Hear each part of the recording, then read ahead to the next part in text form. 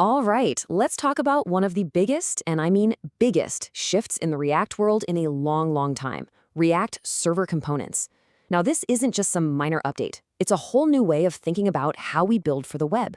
So in this explainer, we're going to break down exactly what's different, what that shift really broke, and most importantly, why it actually matters for you as a developer. First things first, let's start with a question that probably hits a little too close to home for a lot of us. You've spent all this time building a beautiful, complex, feature-rich React app, but that initial page load, it just drags. You are definitely not alone. This has been a huge headache in the world of single-page apps for years. Okay, so to really get why server components are such a game changer, we have to rewind a little and look at the problem they were designed to solve. And it all starts with what I like to call the client-side conundrum. And here it is, the main culprit. For what feels like forever, the standard way of doing things was to just bundle up a giant mountain of JavaScript and ship it all over to the user's browser.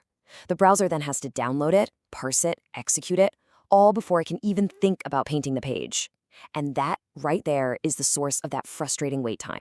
So this forced us into a really annoying trade-off. On one hand, you could go with client-side rendering for that super rich app-like interactivity, but you paid the price with a slow, heavy initial load.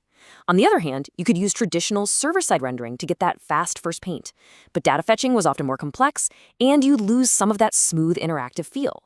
You just couldn't have your cake and eat it too. Until now, that is.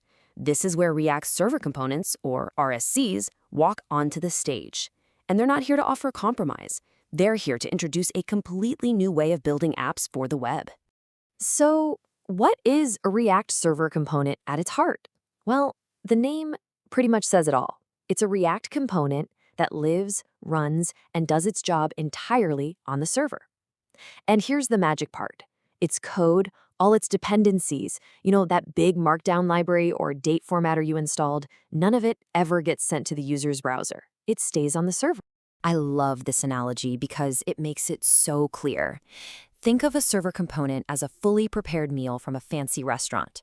It arrives at your table or your browser, completely finished and ready to enjoy. A client component, though, that's like a meal kit. You get all the raw ingredients and the recipe, but you have to do all the chopping and cooking yourself in your own kitchen. And your kitchen, in this case, is the user's browser. So here's how that actually plays out. The component first runs on the server. Because it's on the server, it can talk directly to your database or other APIs to fetch data. Super fast and secure. Then it renders itself down into this special, really lightweight format. It's not HTML. It's more like a blueprint. And that blueprint gets streamed down to the client, where React knows exactly how to use it to build the UI without a full-page reload. Okay, so that's the high-level theory. It sounds great, right? But what does this actually mean for us when we're writing code day to day? Let's dive into the practical side of this new world.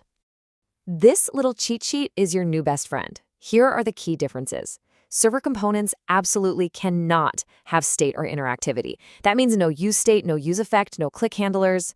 All of that is now exclusively the job of client components.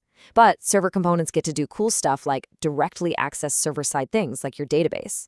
And maybe the most important line here, their impact on your user's bundle size is literally zero. Client components are the ones that add weight. So how do you tell React which component is which? It all comes down to this one little line of code.